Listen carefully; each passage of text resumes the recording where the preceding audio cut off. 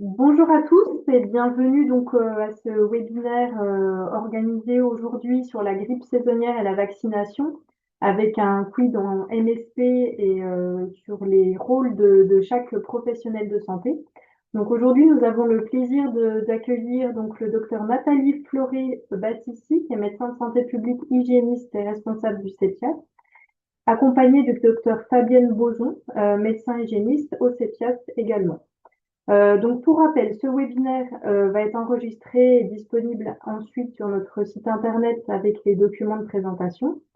Et il y a un chat qui est disponible pour toutes les questions que vous aurez. Donc, n'hésitez surtout pas à poser vos questions ou alors d'interagir en fin de présentation.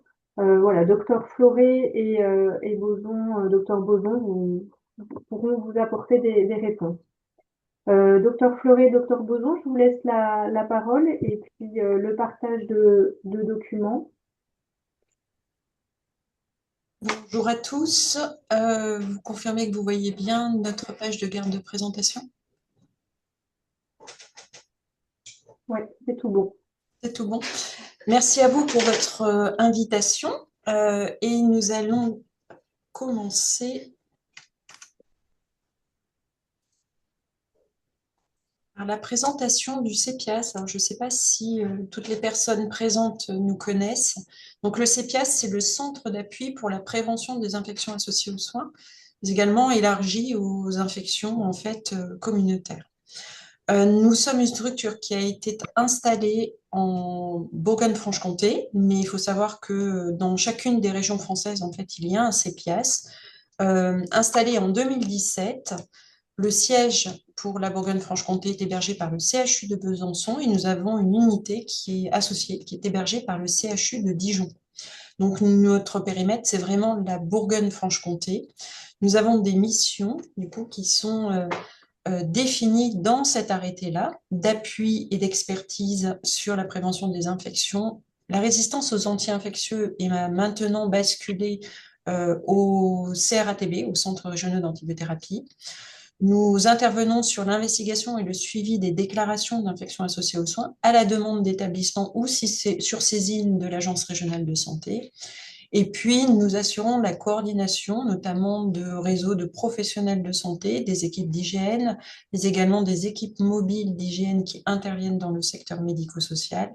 Et nous assurons également l'animation de réseaux de professionnels qui concourent en fait à la prévention des infections associées aux soins.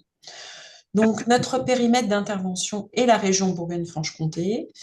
Nous avons maintenant pour mission d'accompagner les professionnels des établissements de santé, comme c'était le cas historiquement. Alors, la prévention et l'organisation de la lutte contre les infections associées aux soins ne date pas de 2017, hein, c'est quelque chose qui est antérieur, mais c'est vraiment l'organisation sous forme de CEPIAS à l'occasion en fait de la refonte des territoires et des grandes régions en l'occurrence qui a justifié l'installation des CEPIAS.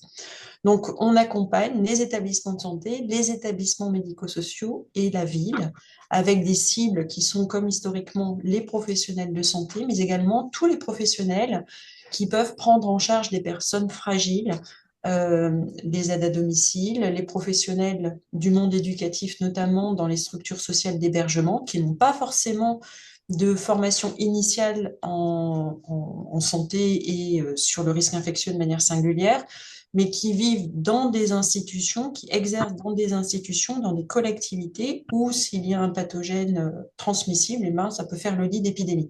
Donc à cet égard, on est là en fait pour les sensibiliser sur le repérage, l'alerte et l'adoption en fait de mesures barrières pour limiter la transmission croisée et ainsi l'impact sanitaire.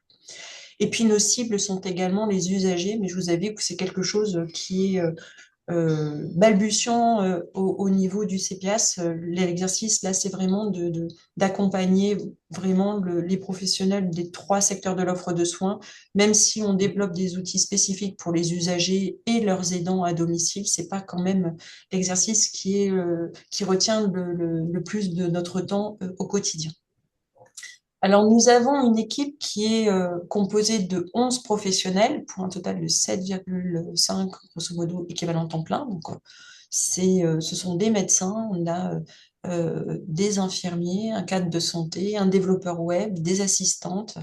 Et l'idée, en fait, c'est que cette mixité, en fait, d'origine professionnelle donne une polytechnicité et une expertise complémentaire sur notre périmètre de la prévention et de la maîtrise du risque infectieux. Et puis, nos modalités d'appui sont extrêmement diverses. Ça peut être des temps d'échange par sollicitation directement de professionnels, soit oralement, soit par mail, ou par des réunions auxquelles on pourrait assister sur site. On développe un certain nombre d'outils, des flyers, des plaquettes, des guides.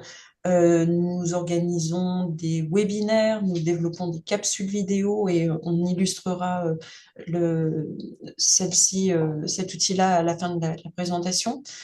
On a dans nos missions l'accompagnement essentiellement sur de la formation continue pour les professionnels sur le périmètre de la prévention et de la maîtrise du risque infectieux. On peut assurer à la demande d'établissements et ou sur saisine de l'ARS également des visites de risque dans les établissements, que ce soit des établissements de santé, médico-sociaux, mais ça peut être également des structures qui accueillent des personnes en difficulté. Donc on a en fait un mode d'appui qui est pluriel et qui s'ajuste en fait en fonction des cibles et des sollicitations que peuvent nous faire les professionnels. Alors, je vais céder la main au docteur Bouzon pour la suite. Voilà, donc bonjour à tous. Concernant l'axe de prévention, on a quand même des documents, des textes sur lesquels on peut se baser, en particulier dans le ministère de la Santé ou dans le cadre de la stratégie nationale 2022-2027 de prévention des infections d'antibiorésistance. Il y a quand même une action bien menée sur le renforcement de l'adhésion à la vaccination, non seulement des personnes cibles, mais aussi des professionnels de santé et du médico-social, et en particulier donc en matière de vaccination antigrippale. De la même façon, nous avons la mission vaccination de la DGS, où il y a un axe important de multiplier justement les opportunités vaccinales, non seulement de former les professionnels du secteur sanitaire à la promotion de la vaccination.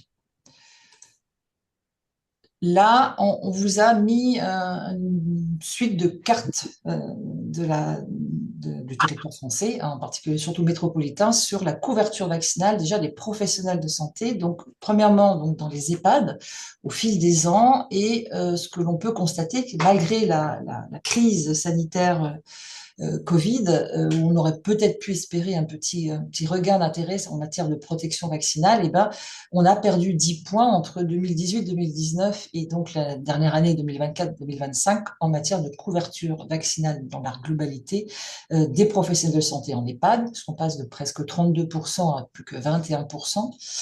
C'est la même. Alors, concernant les établissements donc d'hébergement de personnes handicapées, on est sur des pourcentages qui restent stables, mais très faibles, puisqu'on est entre 13 et modérément 15%. Et pour les établissements de santé, les professionnels d'établissements de santé, voilà, on a des taux de couverture que de 22% des professionnels de santé. Donc, toutes ces données-là sont disponibles sur Santé publique France et donc sont accessibles. La couverture vaccinale des résidents en EHPAD, bon, c'est un petit peu meilleur, même si malgré tout, il y a une petite baisse entre 2021 et 2024-2025. On reste quand même relativement pas trop mauvais en matière de protection de nos résidents en EHPAD, ce qui n'est pas le cas dans les résidents donc, des établissements d'adultes handicapés. Alors, la couverture vaccinale antigrippale, chez les personnes de plus de 65 ans, elle reste là aussi faible. Donc, toutes ces personnes qui ont été ciblées à risque face à l'arrivée d'une infection grippale, donc 54%. Elle augmentera avec l'âge. En effet, plus on vieillit, plus on se dit qu'on a de risque et peut-être plus on va se protéger.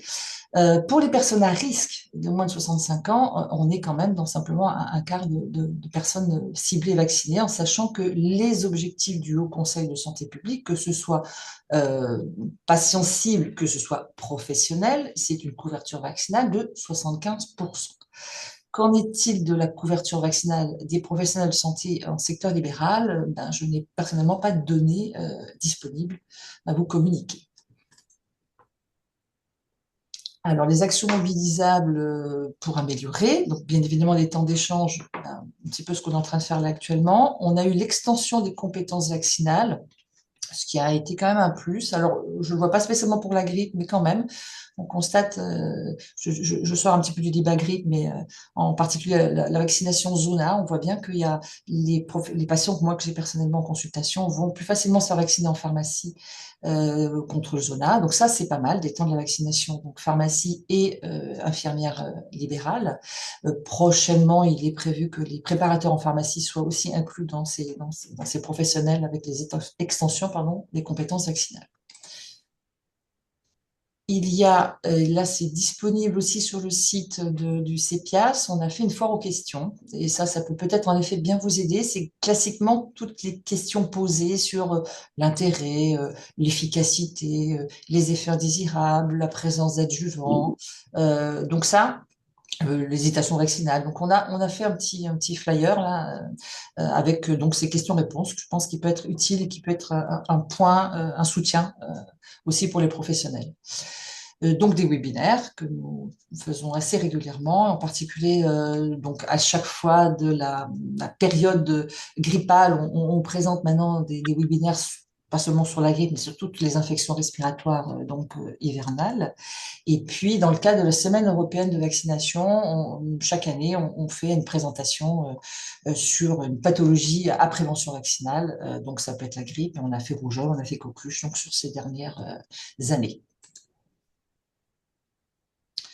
Donc, l'infographie, voilà, ça c'est. Bon, je pense que tu peux dire de plus là-dessus. Sur les supports vidéo, on va éventuellement vous présenter donc ce que Nathalie surtout a travaillé sur un cas bien particulier d'infection grippale et de complications. Et puis on a mis en place aussi, ça aussi c'est très accessible pour tous sur le site de CEPIAS, des plaquettes informative, donc à la fois à destination des professionnels de santé, mais aussi à destination du grand public avec une petite comment dire, simplification des données accessibles. Alors ça peut être un soutien aussi dans la pathologie, dans les effets indésirables, dans la conséquence, dans la lourdeur sanitaire de toutes ces pathologies et donc justement de la prévention et de l'intérêt de la vaccination pour toutes ces pathologies.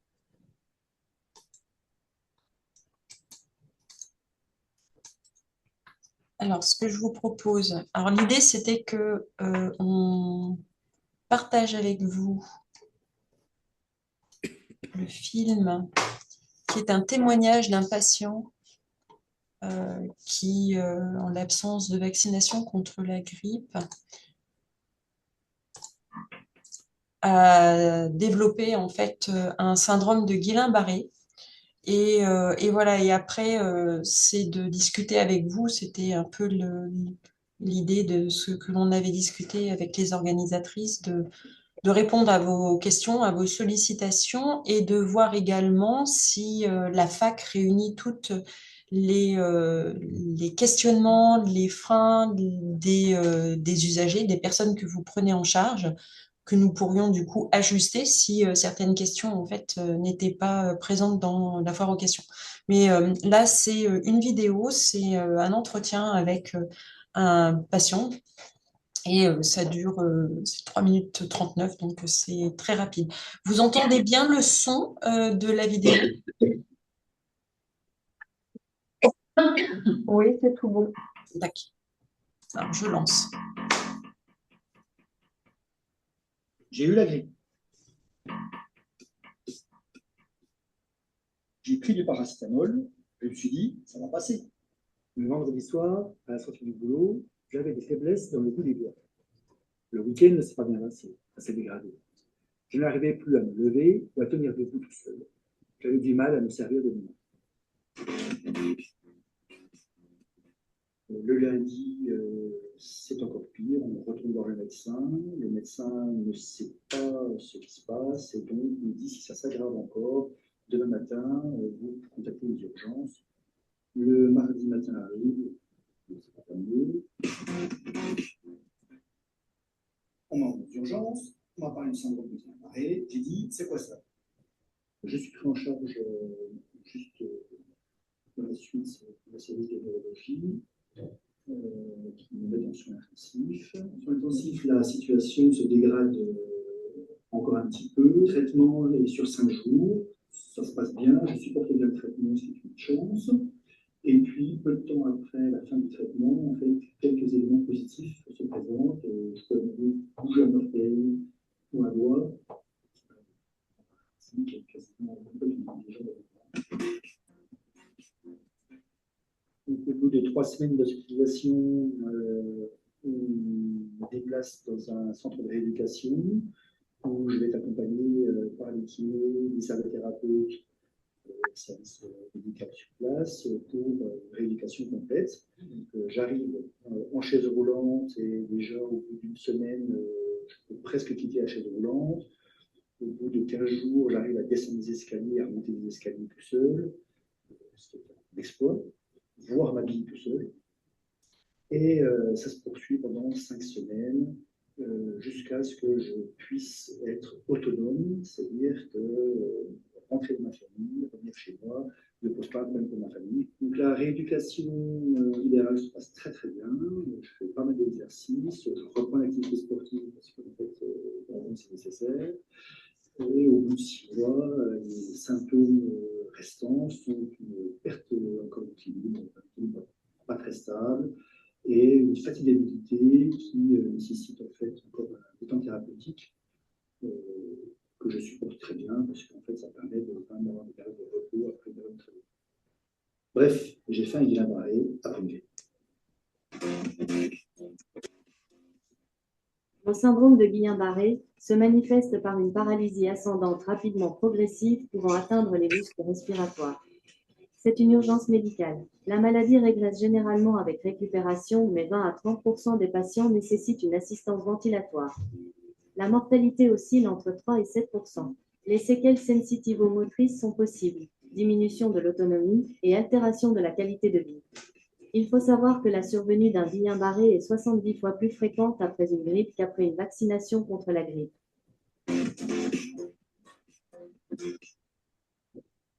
J'ai repris mon travail avec thérapeutique. Je en parle pour informer. Je ne m'étais pas fait vacciner cette année-là. Maintenant, je vais.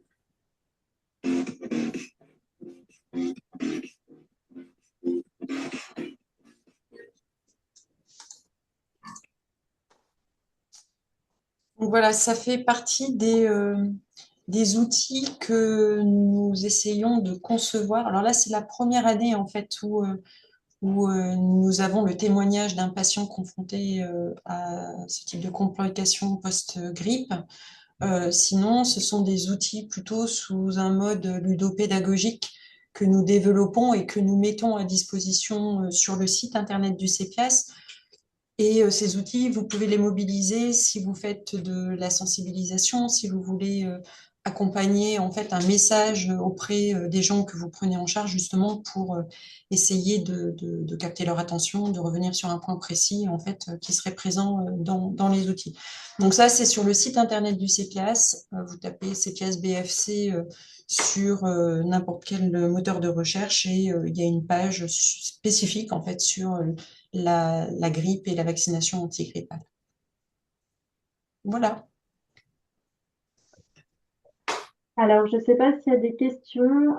N'hésitez pas soit à prendre la parole ou soit voilà, la poser directement dans le chat. Voilà, n'hésitez pas à interagir.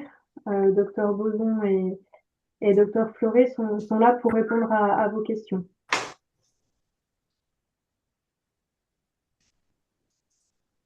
Bah, comme on avait évoqué, Docteur Fleury, voilà, il y avait une interrogation de la part de soignants qui étaient interpellés par des patients qui, eux, étaient confrontés en fait à l'argument de j'ai eu la grippe cette année alors que j'étais vaccinée, l'année d'avant je n'étais pas vaccinée, je n'ai pas eu la grippe, donc pourquoi me faire vacciner? Donc voilà, à voir si cet élément de réponse était dans votre plaquette d'information. Oui, alors en effet, cette question, ça c'est classique, hein. Ou alors j'ai jamais été autant malade depuis que j'ai été vaccinée, ou alors en effet, ça m'a pas empêché d'attraper la grippe. Alors en effet, dans l'affaire aux questions, ça fait partie des questionnements. Bah oui, malheureusement, le vaccin, c'est jamais 100% de protection. Mais ce qu'on peut leur dire, c'est que, alors, est-ce que déjà ils ont vraiment fait la grippe? Parce que des fois, il y a confusion entre le syndrome grippal, qu'on peut tout savoir qui est dû à plein d'agents pathogènes viraux le plus souvent, de la vraie grippe, ou en général, quand les gens font la vraie grippe, comme on dit, bah, ils sont cloués au lit pendant plusieurs jours et avec ou sans complications. Voilà. Donc, c'est déjà la nuance. Est-ce que c'était vraiment la vraie grippe?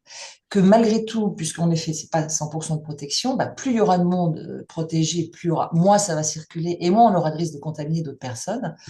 Et puis, alors j'ai été vaccinée, j'avais pas été vaccinée l'année précédente, j'ai pas chopé la grippe, bah, tant mieux, mais c'est pas parce que vous n'avez pas été vacciné que vous n'avez pas chopé, tant mieux, vous l'avez peut-être pas rencontré à ce moment-là.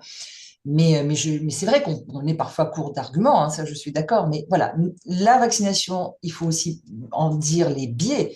Nous, on a tendance à dire, bah oui, il faut mieux se faire vacciner, mais bien dire que ça reste un médicament et qu'un médicament, bah, c'est pas toujours efficace.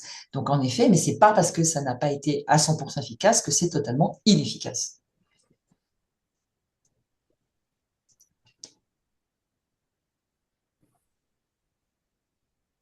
Est-ce qu'il y a d'autres questions, interrogations par rapport à voilà, des informations? N'hésitez pas, c'est le moment d'interagir et de poser vos questions. Si vous avez été confronté à des situations voilà, en maison de santé, voilà, c'est le moment de, de poser vos questions.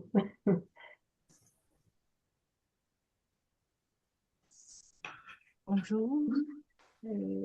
Il y a aussi le fait que nos patients nous disent que c'est le vaccin qui a donné la maladie. Oui, c'est ce que j'étais en train de dire, que le vaccin leur a donné la grippe, c'est ça? Voilà. Ouais. Et ça, Alors, c'est peut-être le plus ce qu'on entend le plus oui. souvent. Alors, bah, oui, leur expliquer que la vaccination reste quand même l'introduction d'un agent Mhm. infectieux pathogène qui va entraîner une réaction immunitaire et que bah, il y a toujours la possibilité d'avoir une petite réaction fébrile dans les quelques jours qui suivent la Voilà. vaccination. De là à dire j'ai eu la grippe, non, nuancé parce que là encore, la vraie grippe, ça peut aller à la réanimation. Donc, c'est pas une vraie grippe que vous avez. Vous avez pu avoir un petit syndrome parce que bah, on vaccine et qu'il peut y avoir de la fièvre dans les suites. Voilà, mais bien sûr, mais je comprends hein, parce que c'est ce qu'on a aussi régulièrement. Hein, je suis d'accord. Hein. Et un autre élément, c'est que l'immunité conférée par le vaccin, ça prend quand même quelques jours, enfin plusieurs jours d'ailleurs, une quinzaine de Une jours. petite quinzaine. Hein. Et que si dans ce laps de temps-là, ils sont exposés à quelqu'un qui a effectivement la grippe, ils n'ont pas encore l'arsenal en fait pour se protéger et que effectivement ils peuvent avoir fait la grippe, mais non pas lié au vaccin, mais parce qu'ils ont été exposés à quelqu'un qui faisait la grippe. Et Ah, c'est d'accord. là aussi. Tout à fait. Dans la fenêtre en fait pendant laquelle en fait ils sont en train de constituer leur arsenal d'anticorps pour les protéger après, quoi. D'accord. Merci. Alors aussi peut-être, je ne sais pas, ça j'anticipe peut-être la question, dans les biais justement de l'efficacité vaccinale, c'est que oui, oui, malheureusement, on pense qu'il y a une efficacité de 3 à 4 mois maximum en matière de protection. Donc c'est là toute la problématique aussi quand on met en place le début de la campagne vaccinale, on n'est jamais certain à 100% de quand est-ce que réellement l'épidémie, si épidémie il y a, va apparaître? Est-ce que ça va être rapidement après le début de la campagne? À ce moment-là, ben, on a vacciné les gens, tant mieux. Est-ce que ça va être plus tard, comme l'année dernière où on a eu un pic plutôt février-mars? Et à ce moment-là, c'est vrai que les gens qui ont été vaccinés en octobre, consciencieusement dès le début de la campagne vaccinale, eh ben, ça ne les empêche pas d'attraper une grippe et peut-être sévère en février-mars. Ce qui pose d'ailleurs la question de se dire, dans ces établissements de personnes fragiles, âgées, qui répondront moins bien à la vaccination, et ben parfois on se dit bah ce serait bien de refaire, alors attention, hein, de refaire une dose, en tout cas ça fait partie quand même des conseils février, si jamais l'épidémie de grippe n'est toujours pas arrivée. Mais c'est ça aussi, c'est-à-dire que si malheureusement on les a vaccinés en octobre, novembre et que malheureusement le pic est en février, ça peut expliquer aussi le fait qu'on n'ait pas eu d'efficacité vaccinale.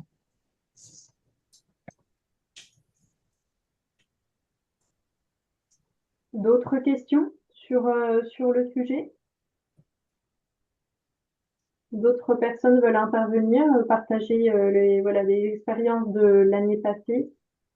Justement, quelle période vaccinale conseillez-vous?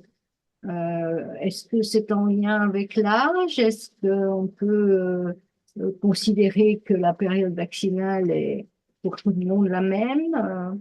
À partir de quand? Ben, c'est ce que je suis en train de vous dire. Je ne peux pas prévoir, je n'ai pas de boule de cristal. C'est-à-dire qu'en général, on essaye de deviner, d'évaluer le début de l'épidémie en fonction de ce qui s'est passé dans l'hémisphère sud. Mais c'est pas toujours le bon reflet. C'est-à-dire que l'hémisphère sud, parfois, nous dit, ah bah tiens, ils ont eu une vague épidémique qui a débuté assez tôt dans l'année et s'est prolongée de temps, ou inversement, elle est arrivée assez tard, elle a été courte. Donc parfois, on se base sur ce qui se passe dans l'hémisphère sud en disant, bah tiens, est-ce que ça risque d'être la même chose chez nous? Alors moi, c'est pas moi qui décide, il faut mi-octobre débuter la campagne de vaccination, c'est comme ça a été décidé à un moment donné. Mais ça, c'est le point sombre, c'est qu'on ne peut pas, moi j'ai pas de moyen de dire, bah, cette année, l'épidémie, c'est sûr, ça va être du 15 novembre au 15 décembre ou au 15 janvier, non, j'en sais rien. Donc, c'est toute la problématique. C'est-à-dire à quel moment on commence. Si on commence trop tard, bah, manque de peau et que c'est une année où l'épidémie commence tôt, eh ben, on n'aura pas le temps de vacciner les gens. Et inversement, si on la commence trop tôt, eh ben, peut-être qu'on ne sera pas dans la bonne période de protection quand ça arrive plus tard. Et ça, ben, c'est pas j'ai 90 ans, il faut que je le fasse dès octobre, ou j'ai 50 ans, j'ai envie de me faire vacciner, je peux la faire qu'en janvier. Non, Et puis, ce qu'on pourrait se dire aussi, c'est de regarder finalement les indicateurs épidémiques, de suivre un peu avec le Santé publique France les données en fait qui sont reportées de manière hebdomadaire pour suivre en fait l'évolution de la situation et se dire bah, finalement là, ça me paraît intéressant. On voit en fait que c'est fébrile, mais il y a quand même quelques signaux qui montrent qu'on est en train de monter en fait en termes de circulation des virus grippaux. Et le problème, en fait, c'est que si on attend ça, faut pas oublier que quand on vaccine, il y a un minimum 15 jours, en fait, pour être protégé ensuite. Et le problème, c'est que parfois, si on attend en fait de regarder cette cinétique-là, ben, on peut se prendre les pieds dans le tapis parce que finalement, on décide de vacciner au moment en fait où il peut y avoir une poussée épidémique et que du coup, les gens ne seront pas correctement protégés au moment en fait où la flambée va débarquer sur le territoire. Donc, c'est vrai que c'est extrêmement aléatoire. On se fie, comme le disait le docteur Boson, sur sur ce qui se passe en fait de l'autre côté de la planète, mais après c'est un jeu ce sont des hypothèses, quoi. c'est ça. Et puis voilà. C'est pas toujours vérifié, quoi. Alors, il y a une question dans le chat. J'ai été confrontée à plusieurs reprises à des demandes de patients qui souhaitaient se faire vacciner alors qu'ils ne font pas partie des personnes à risque. Souvent, ce sont des personnes proches de personnes à risque. Doit-on forcément leur prescrire le vaccin? Peuvent-ils en bénéficier? Est-il remboursé pour eux? Si oui, l'ordonnance est-elle obligatoire? Alors, c'est très bien que ces gens-là, en effet, donc c'est déjà qu'ils ont bien compris la problématique, c'est très bien que ces gens-là qui ne sont pas considérés à risque se vaccinent parce qu'ils vont espérer, on peut espérer qu'ils vont limiter le risque de contamination de leur proche qui, lui, est à risque de forme grave. Comme je le disais juste avant, la vaccination, c'est loin d'être 100% de protection et malheureusement, plus on vieillit, moins la protection sera efficace parce que les défenses immunitaires, ce qu'on appelle l'immunosénescence, fera qu'on aura une moins bonne réponse vaccinale. Donc, en effet, c'est l'entourage. En tout cas, moi, je suis amenée à voir des patients fragiles, immunodéprimés en consultation, parce que j'assure aussi des consultations dans notre partie de travail en maladies infectieuses. Bah, ces gens-là, j'incite fortement l'entourage, les enfants, les parents, les frères et sœurs, en tout cas tout ce qui côtoie, qui tourne autour de ces patients à risque, de se faire vacciner contre la grippe. Donc, en effet, malheureusement, s'ils ne sont pas dans des critères de facteurs de risque eux-mêmes, c'est pas pris en charge par la CPAM. Et par contre, est-ce qu'il faut une ordonnance? Bah, c'est mieux d'avoir une ordonnance, mais je pense que on peut aller la chercher sans ordonnance. On va pas empêcher les gens de se faire vacciner si on a envie de se faire vacciner. C'est tellement rare chez nous. Mais voilà, donc Est-il remboursé? Est-il remboursé? ben non, ce que je vous ai dit, il n'est pas pris en charge par la CPAM. Ben non. À partir du moment où eux sont pas en facteur de risque. Bon, après, ça reste. Je pense que je suis pas certaine que les gens, dans ces cas-là, en tout cas pour moi, l'expérience que j'ai, ils chipotent pas trop, quoi. Ils sont pas à 6-8 euros. Si c'est pour protéger éventuellement le papa ou le papy qui est très affaibli, ça pose pas trop de problèmes en général. Mais oui, il n'est pas remboursé. Une autre demande sur la communication du lien des documents de prévention vidéo que vous avez diffusé, je trouve pas sur le site du CEPIAS, mais ce qui est normal parce que elle vient d'être créée. Donc Ça a été finalisé, je vous avoue, on s'est collé la pression pour le rendre disponible aujourd'hui. Donc, on a bloqué vraiment ce matin à la première heure. Donc, mais c'est imminent du coup et ça va rejoindre les autres documents. On a fait des capsules vidéo que vous pouvez télécharger sur le site là tout de suite et ça va enrichir du coup notre base. Voilà, c'est imminent. on pourra éventuellement la remettre aussi sur notre site internet à côté de ce webinaire en document ressources. Mhm. Et voilà, si vous êtes Oui, parce que ça permet aussi d'interpeller parce que dans l'inconscient collectif, c'est la grippe, c'est grave pour les personnes âgées, les personnes fragiles, les personnes qui ont des comorbidités et autres, alors que là, ce monsieur, eh ben, il est jeune, il est en bonne santé. Et pour autant, en fait, il a fait un truc qui, au bout de 6 mois, en fait, impacte toujours son quotidien. Donc, il a amené en fait en soins intensifs. Enfin, c'est pas drôle du tout, quoi. Donc, c'était aussi important pour nous de leur laisser la parole à ces personnes-là parce que c'est vrai que les gens ne prennent pas conscience probablement des risques associés. Alors, on peut se dire oui, mais c'est exceptionnel et ça va pas nous arriver. Bah ouais, mais enfin, quand ça nous tombe dessus, bah c'est embêtant, quoi. Donc, l'avantage de se faire vacciner, ça a aussi cet intérêt, c'est de faire une forme moins grave qui ne poussera pas forcément, en fait, à avoir une telle symptomatologie.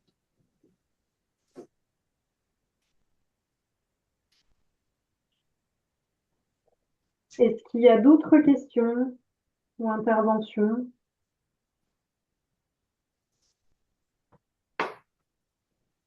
Et voilà, de notre côté, nous, la FEMASCO, on voulait aussi réinsister sur le fait de, voilà, comme vous l'avez précisé, hein, sur les professionnels de santé qui peuvent vacciner.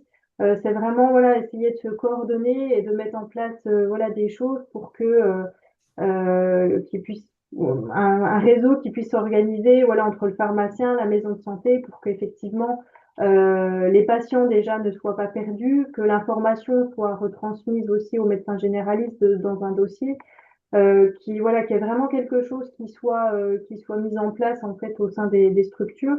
Et voilà, nous on se tient à disposition aussi pour voilà, pour vous aider à mettre en place ces actions. Il y a le site de la CEPIAS, donc avec beaucoup d'informations, beaucoup de documents qui peuvent voilà, vous servir de support. Également notre site internet où nous avons créé en fait une page spécialement sur la vaccination, donc avec des informations et également des données que vous pouvez télécharger librement. Et puis ce webinaire qui sera accessible sur notre site voilà, sur cette fin de semaine, début de semaine prochaine, avec également les documents que Dr Fleuret voilà, vous avez partagés. Je ne sais pas si je lance un dernier appel, s'il y a d'autres interventions, d'autres personnes qui veulent poser des questions. Moi, alors, je pose pas une question sur la vaccination en particulier, mais je reviens davantage vers le public qui est présent aujourd'hui pour savoir s'ils ont des besoins, parce qu'on essaie de recueillir auprès de nos publics cibles, en fait, les besoins pour qu'on puisse après se mettre en ordre de marche et proposer des solutions d'outils ou enfin, quel qu'il soit. Donc, si vous avez des besoins singuliers sur le périmètre de la vaccination, parce que c'est le sujet du jour, n'hésitez pas à faire remonter soit là tout de suite, soit revenir vers vos coordonnateurs au niveau de la FEMASCO pour qu'on puisse du coup vous apporter des outils qui pourraient vous être utiles au quotidien, quoi. N'hésitez pas.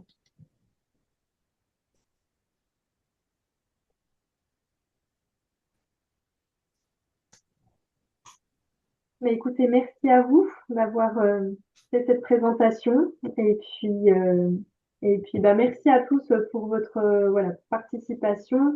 Et voilà, encore une fois, n'hésitez pas à revenir vers nous si vous avez des questions.